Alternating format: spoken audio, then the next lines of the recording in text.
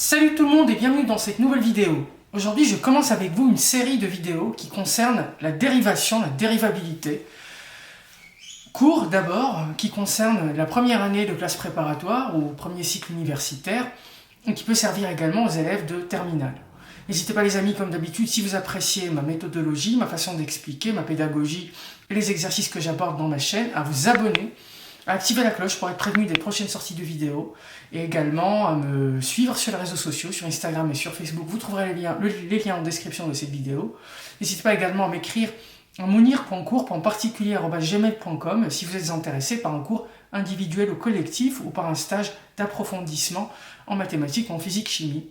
Et puis les amis, on va commencer à parler de dérivation et de dérivabilité, le cours, l'essentiel du cours, ce que vous devez absolument connaître et maîtriser sur cette partie. Donc, commençons donc par définir du coup la dérivation, la dérivabilité. Alors, on va commencer d'abord. Dérivation, dérivabilité plutôt. Hop.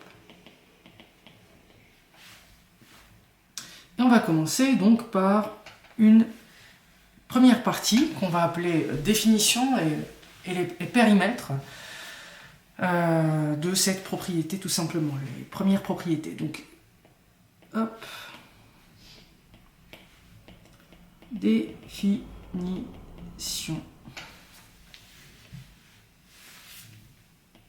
de la dérivabilité. Alors, on va commencer donc, on va considérer f. On va considérer f, en fait on va considérer f une fonction à partir d'un domaine D, d'accord, vers l'ensemble de nombres complexes, d'accord. Ça peut être, normalement c'est K, un corps, ça peut être soit R, soit C. Une fonction. Et A, un nombre qui appartient à D. Donc qui appartient à D, D c'est quoi? D c'est l'ensemble de départ de cette fonction. Alors, quand est-ce qu'on dit? On dit que f, est dérivable en A si la limite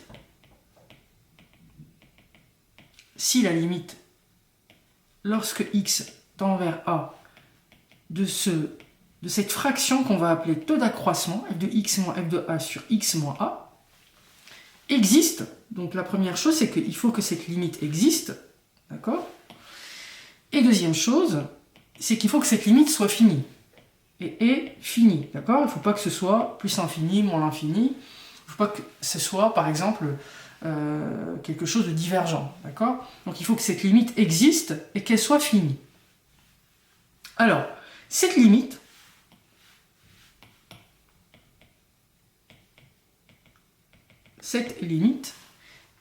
est alors appelée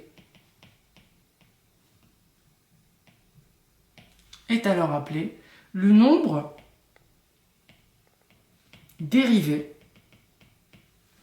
de f en A, est noté f' de A, d'accord? C'est une limite, cette limite, on l'appelle le nombre dérivé en A, et on la note f' de A. Alors, l'ensemble des fonctions dérivables sur D, à valeur dans K, si vous prenez l'ensemble des fonctions dérivables en A, enfin sur D plutôt, et à valeur dans K, donc ici on considère que K c'est l'ensemble des nombres complexes ou l'ensemble R,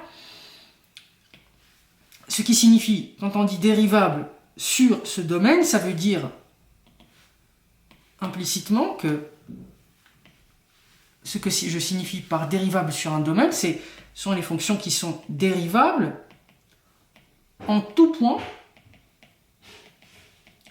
de D, d'accord, en tout point de D. Cet ensemble-là, en fait, on va le noter, donc est noté D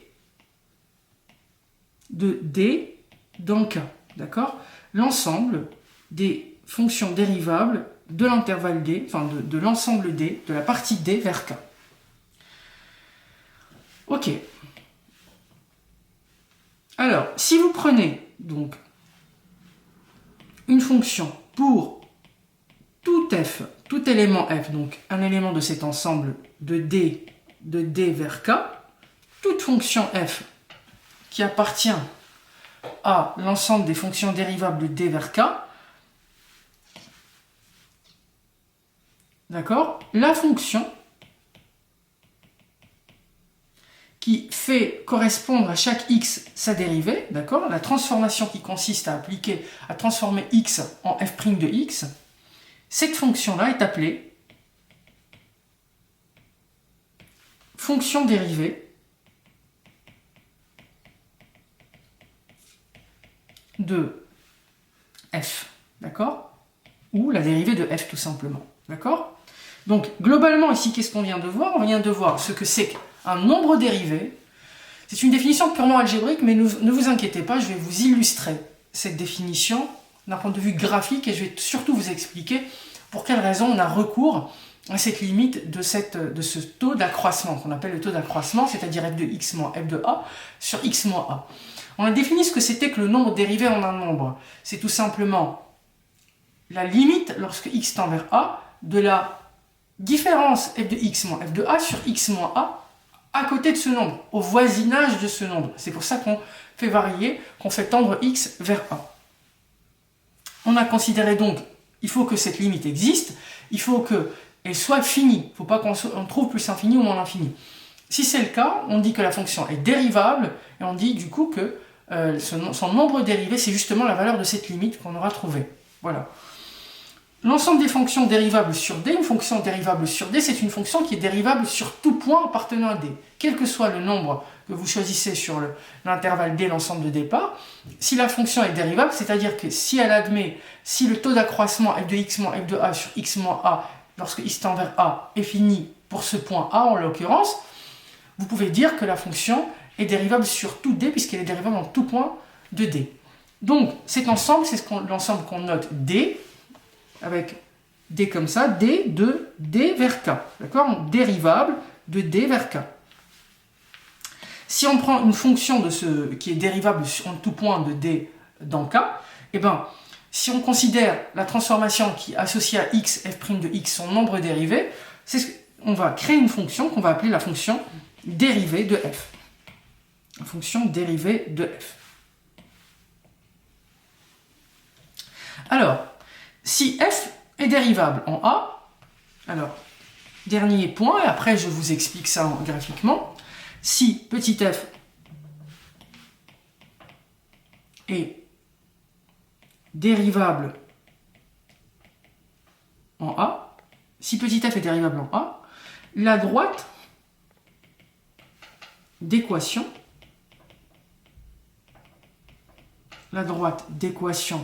y égale f de a plus f' de a, facteur de x moins a, est appelée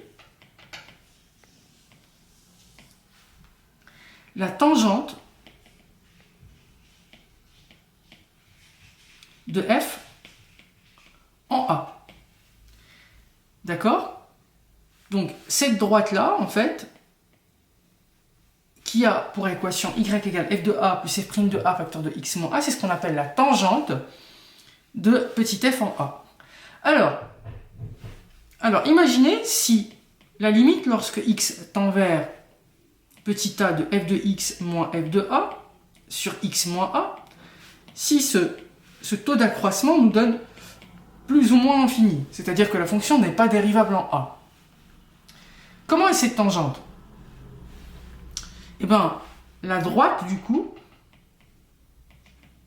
la droite d'équation, x égale à a, et cette fois-ci est appelée la tangente de petit f en A. Si le taux d'accroissement, ce taux-là, f de x moins f de A, sur x moins A, sa limite lorsque x tend vers A, c'est plus ou moins l'infini, la droite d'équation x, la tangente, c'est la droite d'équation x égale à A. Donc c'est une tangente qui va être horizontale, enfin verticale, pardon, puisque x est toujours le même.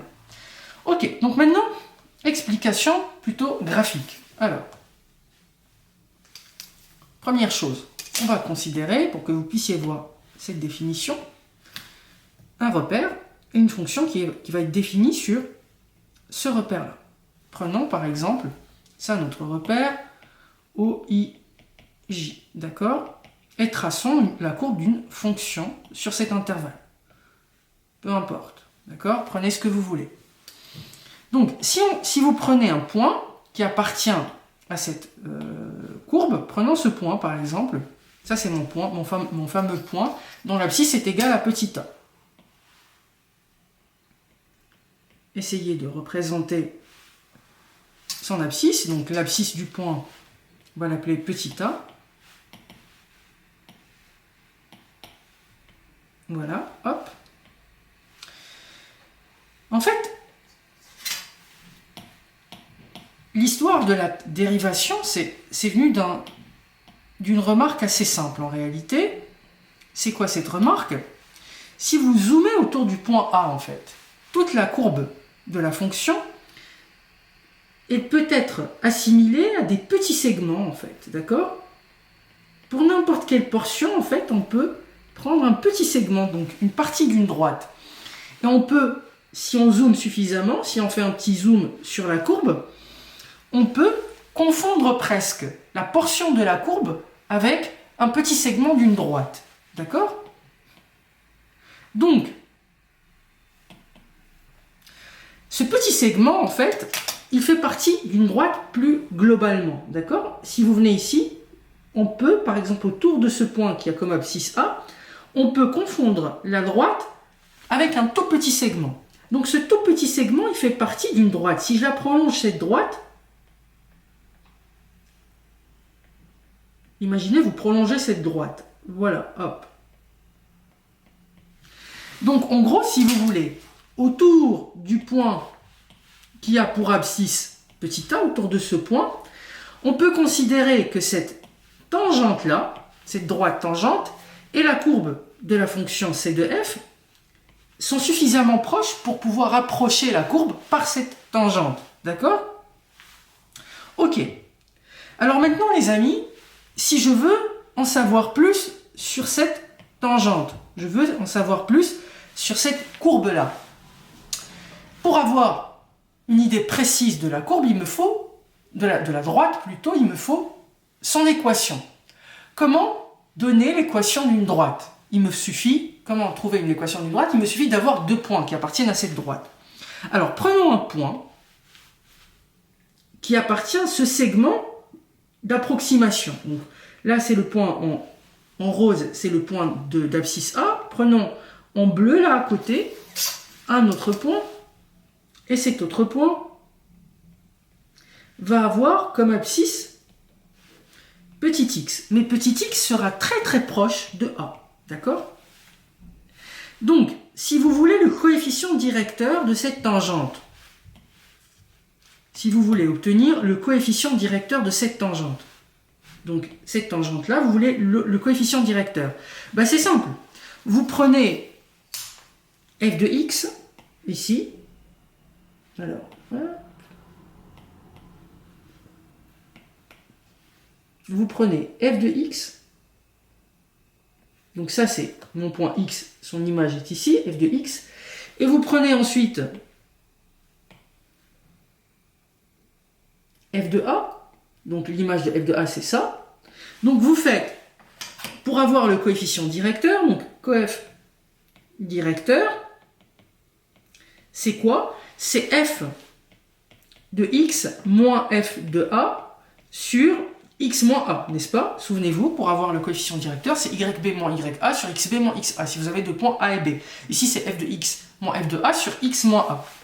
Mais pour avoir la tangente la plus précise possible autour du point d'abscisse petit a, donc je vais appeler le point A, pour avoir la tangente la plus précise possible, il faut que ce x soit le plus proche possible de petit a.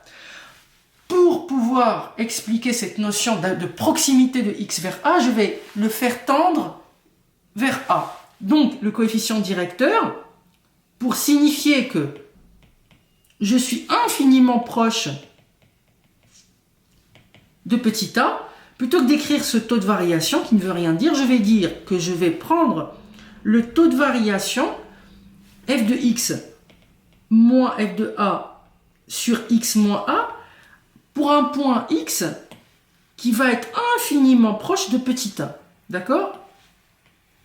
Et donc, ce coefficient directeur qui est la limite lorsque x tend vers a de f de x moins f de a sur x moins a, ce coefficient directeur, eh bien c'est quoi? C'est tout simplement ce qu'on appelle le nombre dérivé de f en a. Alors, vous voyez bien les amis, je vais anticiper sur la suite.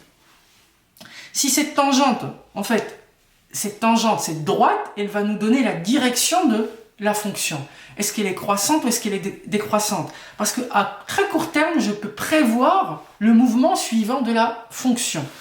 Donc, ce coefficient directeur qu'on va appeler le nombre dérivé, donc le coefficient directeur de la tangente au point d'abscisse petit a, c'est ce que je vais écrire f' de a, et ce f' de a va comporter plusieurs renseignements sur la fonction petit f. D'accord? Voilà donc comment visualiser graphiquement la signification du nombre dérivé. Et voilà pourquoi on calcule la limite de ce taux d'accroissement, ce qu'on appelle le taux d'accroissement, f de x moins f de a sur x moins a. C'est simplement pour trouver au plus juste le coefficient directeur de la tangente autour du point d'abscisse petit a. Alors l'équation de la tangente, évidemment, ici, l'exemple que j'ai donné, enfin le deuxième point, le troisième point de la définition qui est de dire que y égale f' de a facteur de x moins a plus f de a, qui est notre fameuse équation de la tangente qu'il faut retenir. Vous voyez bien que dans cette expression, qu'est-ce qu'on va avoir? Eh bien, on va avoir tout simplement eh bien, le coefficient directeur qui sera f' de a. Le coefficient directeur de y ici, c'est f' de a. Voilà les amis, donc globalement, comment on peut voir cette définition de dérivabilité? Évidemment, une fonction qui est dérivable sur un intervalle, sur un domaine, elle est dérivable en tout point, c'est-à-dire que ce taux de variation, je peux calculer le coefficient directeur de sa tangente en tout point. Le taux de variation est toujours calculable et donne toujours une valeur qui est réelle et non pas plus ou moins l'infini. Voilà. Donc, ensuite, on va voir un théorème.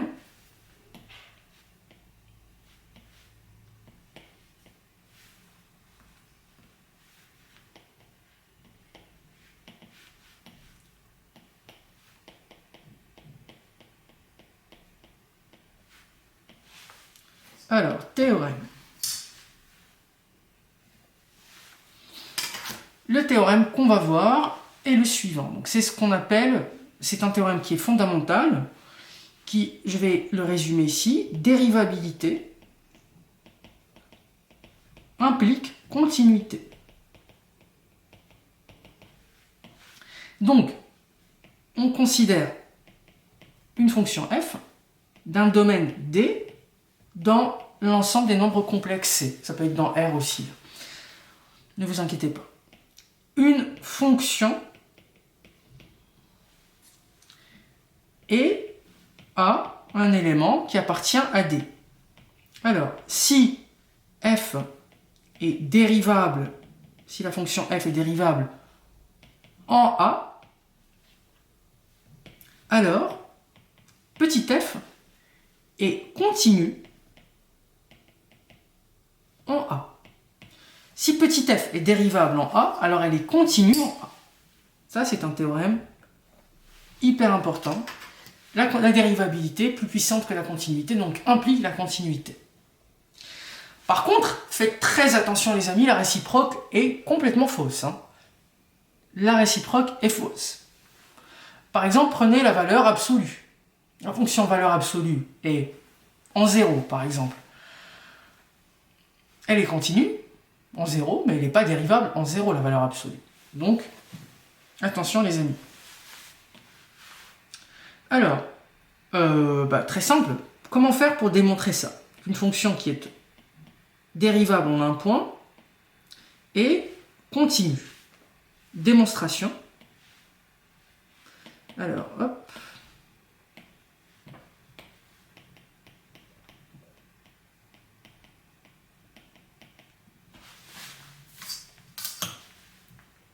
Démonstration, donc, si f est dérivable en a, qu'est-ce que ça signifie? Si f est dérivable en a, ça signifie que je peux écrire f de x sous quelle forme? Je peux écrire f de x sous la forme, tout simplement, f de x moins f de a, divisé par x moins a, fois x moins a, plus f de a. Alors, c'est très simple. J'ai volontairement voulu faire apparaître le taux de variation, ici. Vous voyez, si vous simplifiez ici x moins a, vous trouverez f de x moins f de a plus f de a, ça fait f de x. J'ai juste écrit différemment, subtilement, intelligemment, de manière à faire apparaître ce taux de variation qui m'intéresse. Donc, ça pour n'importe quel a, d'accord? Si f est dérivable en a, non, bien évidemment si f est dérivable en a. Donc, si je fais un petit passage à la limite, si je fais tendre x vers a, la limite lorsque x tend vers a de f de x, ça devient la limite lorsque x tend vers a de quoi? De f de x moins f de a sur x moins a fois x moins a plus f de a. D'accord? Ok? Mais qu'est-ce que je sais? Je sais que la fonction est dérivable. Donc, la limite lorsque x tend vers a de son taux d'accroissement, c'est f' de a, n'est-ce pas? Donc ça nous fait f' de a, ici, parce que ça tend vers f' de a, je vais l'écrire avec une autre couleur, f' de a, la limite de ça, lorsque x tend vers a, c'est f' de a, je multiplie par a moins a, ça fait 0, plus f de a, n'est-ce pas? Parce que f de a est une constante ici, ne fait pas apparaître x. Donc, qu'est-ce que j'obtiens? In fine, j'obtiens que la limite lorsque x tend vers a, c'est f de a. Et ça, qu'est-ce que ça signifie, les amis? Ça signifie que la fonction f est continue en a. Donc, si f est dérivable en a, alors petit f est continu en a. Voilà, les amis, la démonstration, rien de difficile. Ok? Ensuite, on a une caractérisation de la dérivabilité à partir de la partie réelle et imaginaire.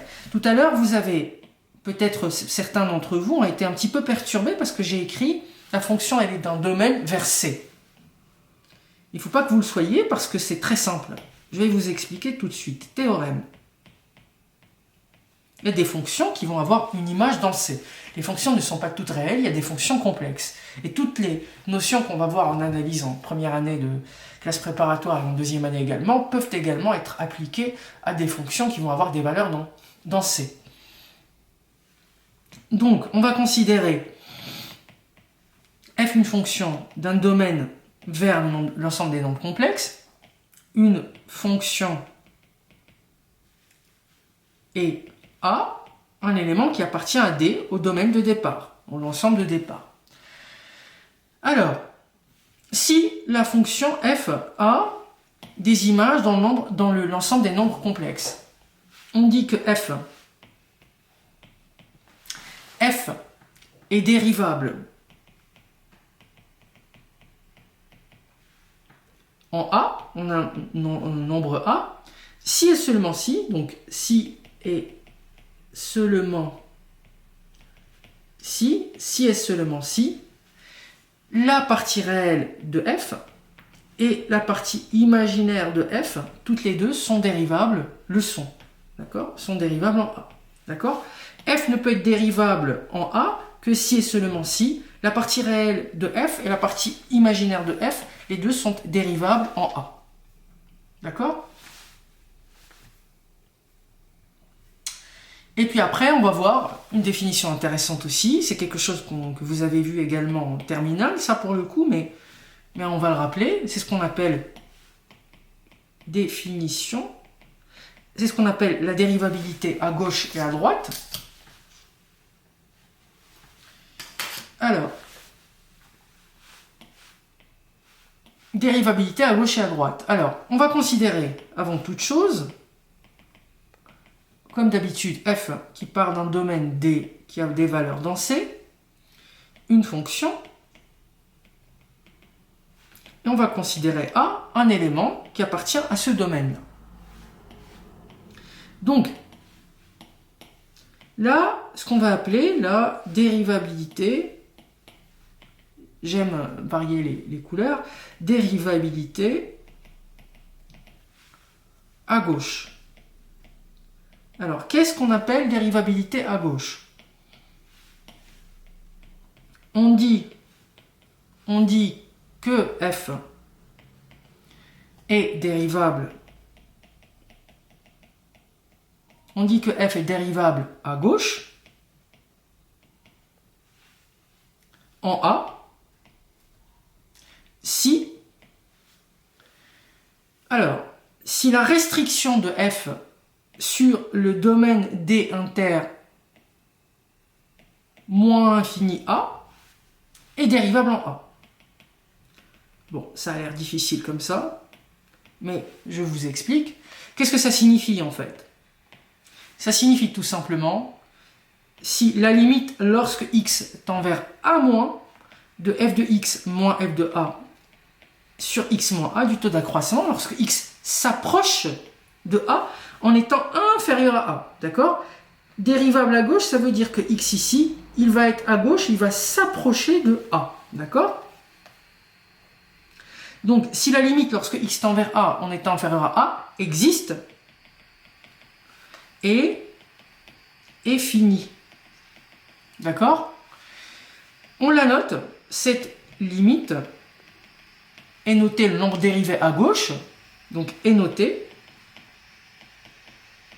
f' gauche de a, d'accord? Avec un G ici à l'indice pour dire que c'est la dérivée à gauche de a, d'accord? Vous avez bien compris, la dérivabilité à droite, c'est exactement la même chose. Donc, la dérivabilité à droite,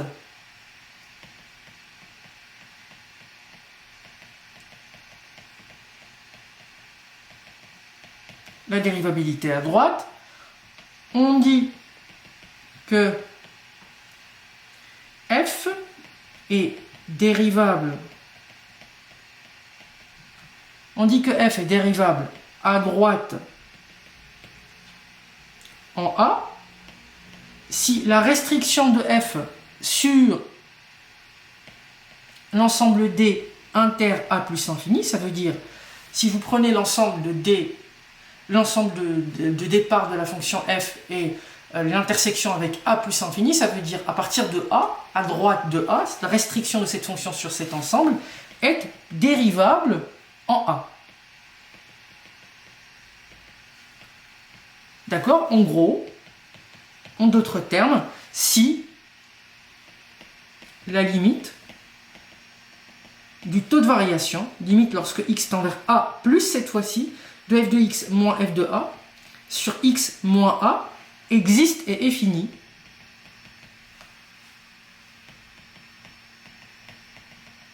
D'accord? Si elle existe, cette limite, et elle est finie, cette limite est notée f' droite de A. D'accord? C'est la dérivée à droite de A. Voilà. Donc voilà les amis. Donc évidemment, une fonction dérivable à gauche, fonction dérivable à droite, ça veut dire qu'ici, si on est à gauche, ça veut dire qu'on s'approche de A en étant à gauche de A. Si on est à droite, ça veut dire qu'on s'approche de A en étant à droite, on s'approche en étant à droite, et à gauche, on s'approche en étant à gauche de A. C'est pour ça qu'on appelle dérivée à gauche, dérivée à droite. Évidemment, c'est toujours la même définition, c'est toujours le même taux de variation, le taux d'accroissement, sauf que la tendance vers A, elle va être soit en étant supérieure, soit en étant inférieure à A. Et maintenant, théorème.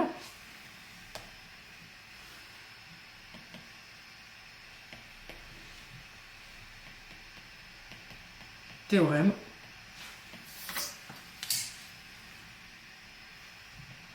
Donc le théorème est le suivant. Alors, le théorème, c'est la caractérisation de la dérivabilité avec des dérivabilités à gauche et à droite. Tout simplement, c'est très simple. Si on considère f une fonction qui est définie sur un domaine D vers l'ensemble des nombres complexes C, ou R, peu importe, une fonction, et A, un élément qui appartient à D. Un point au voisinage, un point au voisinage de A. D'accord? Ouais, d'un ensemble A. Oui, un point au voisinage duquel f est défini à gauche et à droite. Donc, voisinage de A. Qui est d'accord. Donc f est dérivable. F est dérivable en A si et seulement si, et ça vous le savez déjà, si et seulement si, vous avez déjà sans doute vu en terminale, si et seulement si f est dérivable à gauche et à droite.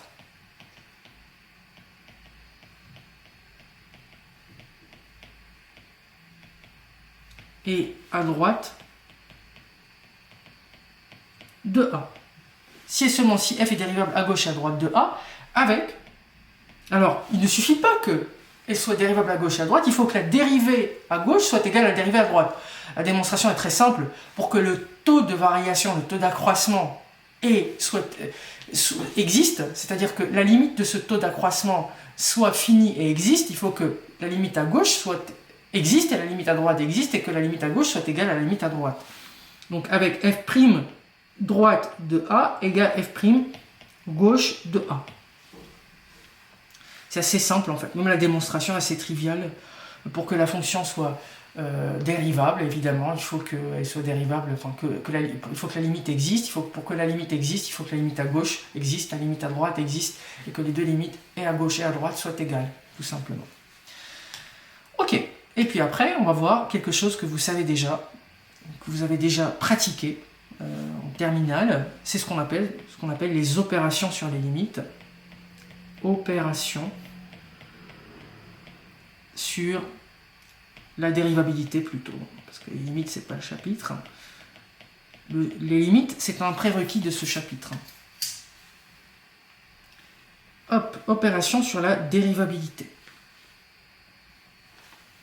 Alors, des opérations sur la dérivabilité. On va commencer par un théorème, en fait, que vous connaissez tous. Alors, notre théorème est le suivant. Donc, la combinaison linéaire, le produit et le quotient, d'abord, pour commencer. Premièrement, combinaison linéaire. Produit, quotient. Donc, pour toute fonction f g appartenant au domaine D de D vers C, des fonctions dérivables, et pour tout réel ou enfin scalaire, on va dire, réel ou complexe de C, lambda et mu, les fonctions lambda f plus mu g sont dérivables. Donc si vous prenez une combinaison linéaire de fonctions dérivables, c'est dérivable. Donc lambda mu plus f fois g, et non seulement ça, et même le produit tout simplement est f, g, d'accord, sont dérivables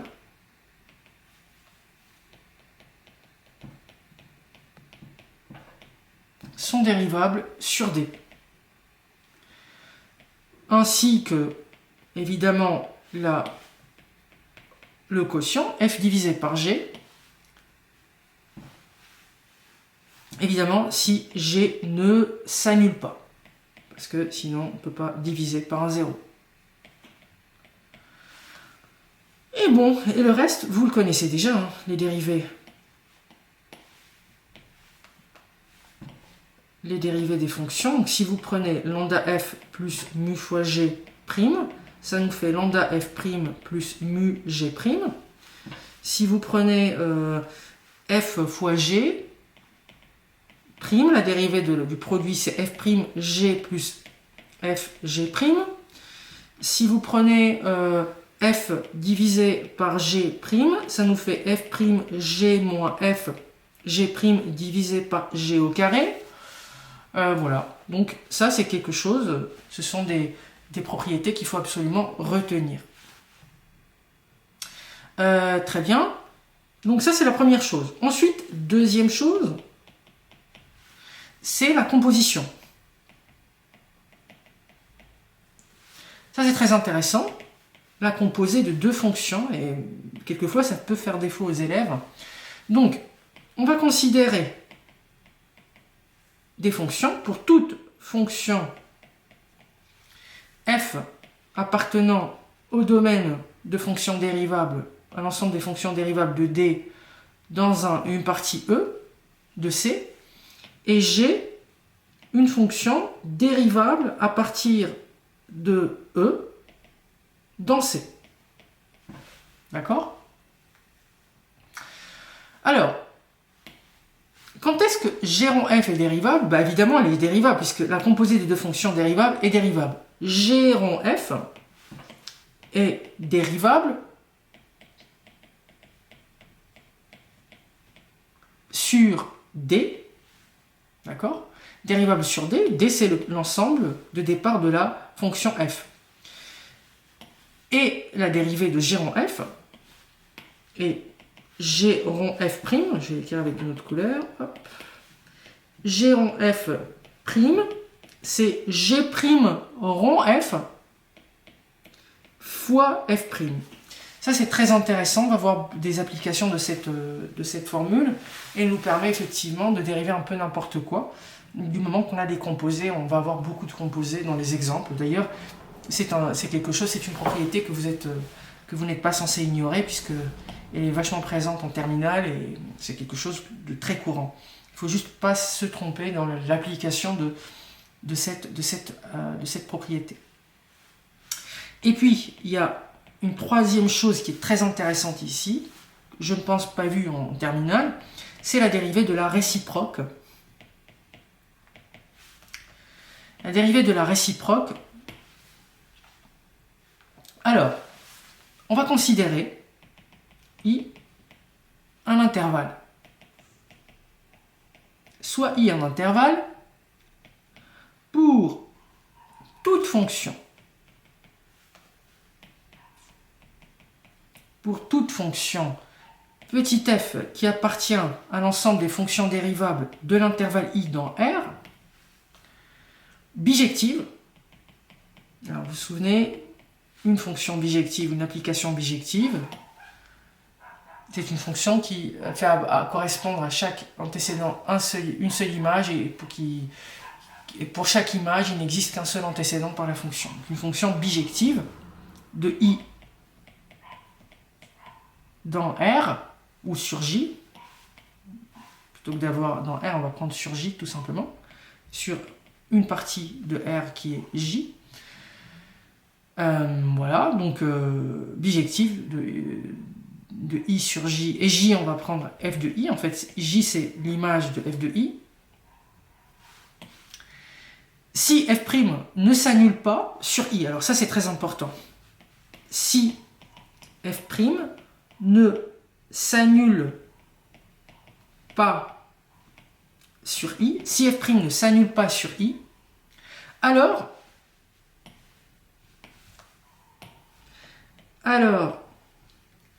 f-1, la fonction réciproque, la fonction qui permet à partir de y de reconstituer l'antécédent, f-1, la fonction réciproque, est dérivable sur J. Et f-1 et f-1' est égal à 1 sur f' rond f moins 1. Propriété très intéressante.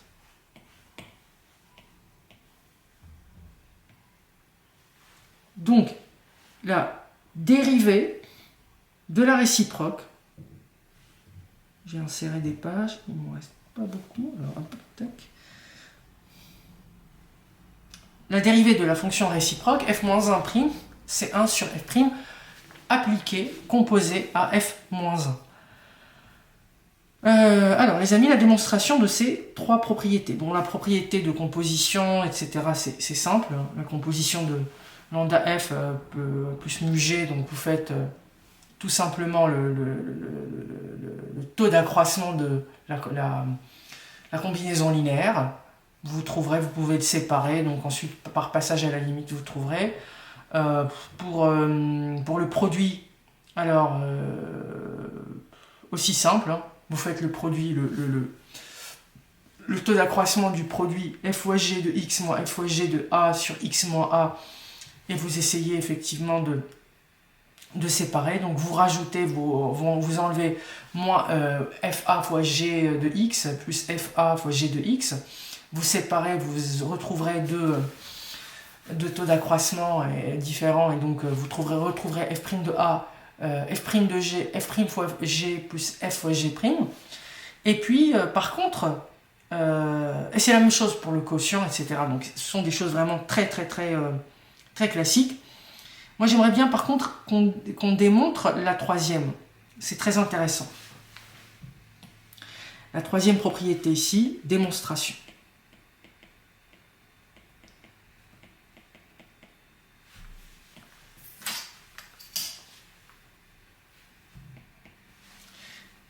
Donc, comment démontrer que f-1', la dérivée de la fonction réciproque d'une fonction bijective, c'est égal à 1 sur f' composé à f-1. Comment démontrer ça? Eh bien, c'est très simple. Alors, pour démontrer ce truc-là, on va considérer, puisque ici, alors je vous rappelle, petit f, elle est de I vers J, bijective, d'accord? Donc, on va considérer un élément B qui appartient à J. D'accord? Alors, parce que f est continu,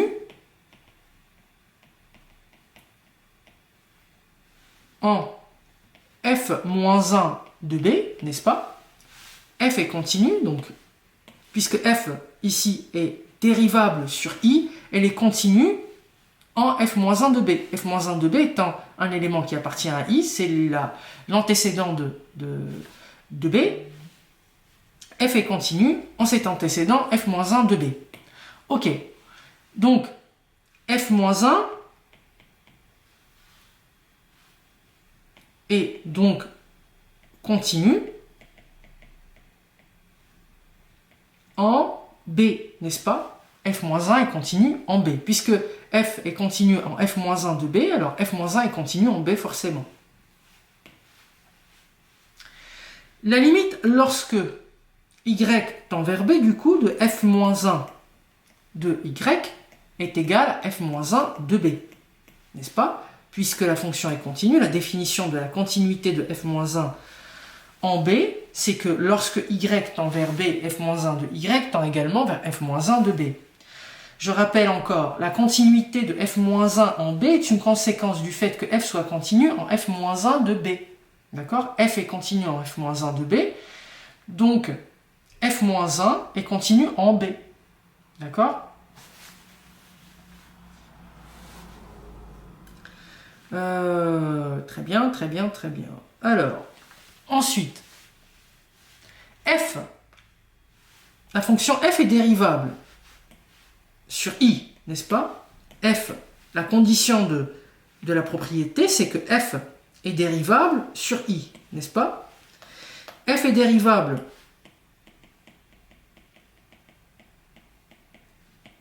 sur I, d'accord? F est dérivable sur I, alors f est dérivable en f-1 de b qui appartient à i, n'est-ce pas? C'est l'antécédent de b qui est dans j, donc f-1 de b est dans i. Donc f est dérivable en f-1 de b. Du coup, la limite lorsque x tend vers f-1 de b, de quoi? De f de x moins f de f-1 de b sur x moins f-1 de b, cette limite existe, et donc c'est f' de f-1 de b, n'est-ce pas? f' de f-1 de b, c'est le nombre dérivé en a, ici mon a c'est f-1 de b. Ok? Alors, n'oubliez pas les amis que f, parmi les conditions de la propriété, f' ne s'annule pas sur i. Comme f' ne s'annule pas, comme f' ne s'annule pas sur i, qu'est-ce qu'on peut dire? F', alors, f' ne s'annule pas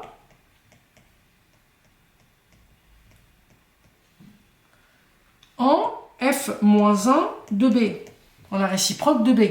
D'accord? f-1 de b appartenant à i, f' ne s'annule pas en f-1 de b. Donc, f' de f-1 de b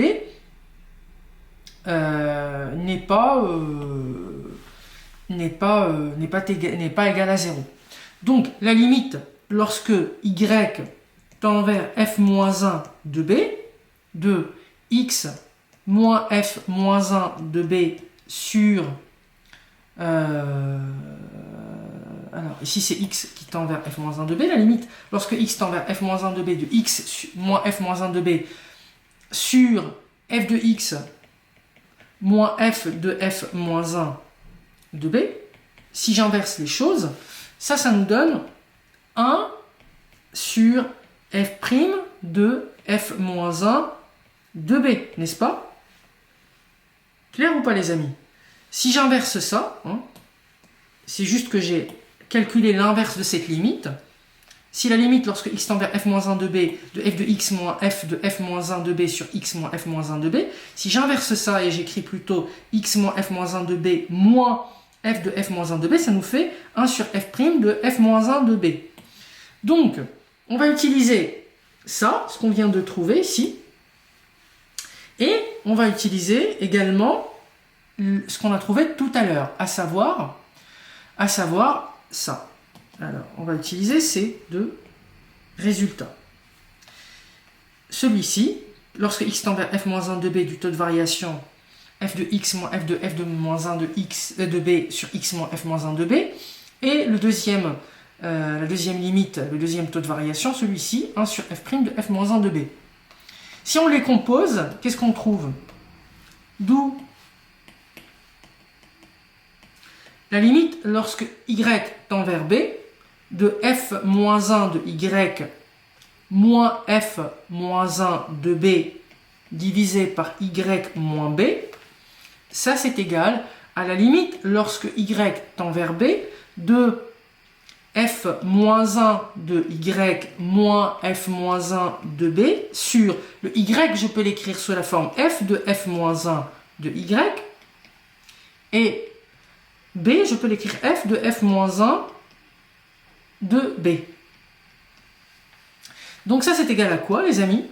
Eh bien c'est égal, si j'applique ça en fait, c'est égal tout simplement à 1 sur f', 1 sur f' de f-1 de b. Et donc je retrouve la fameuse formule, de la dérivée de la réciproque. Voilà, donc je rappelle la propriété, si i est un intervalle et que pour toute fonction f dérivable de i vers r bijective de i sur j qui est f de i, si la dérivée de la fonction f ne s'annule pas sur i, alors la réciproque f-1 est dérivable sur j, et la dérivée de la réciproque f-1', c'est 1 sur f' composé à f-1. Bon voilà les amis, donc c'était des définitions un peu globales sur la dérivation, des propriétés également de fonctions dérivées, on a parlé de pas mal de choses, on a parlé également de l'aspect graphique de la dérivabilité, et dans la prochaine vidéo, on va aborder d'autres sujets très intéressants, notamment le théorème des accroissements finis, le lemme de Rolle, on va parler de dérivées successives, on va parler de beaucoup de choses très intéressantes pour clôturer peut-être le chapitre de la dérivabilité. Si vous avez apprécié cette vidéo les amis, n'hésitez pas à vous abonner, à activer la cloche pour être prévenu des prochaines sorties de vidéos. N'hésitez pas à me suivre également sur les réseaux sociaux, sur Instagram et sur Facebook. N'hésitez pas à m'écrire à mounir.cours.particulier@gmail.com si vous êtes intéressé par un cours individuel ou collectif ou un stage d'approfondissement en mathématiques ou en physique-chimie. Et je vous dis les amis, à très bientôt pour une nouvelle vidéo.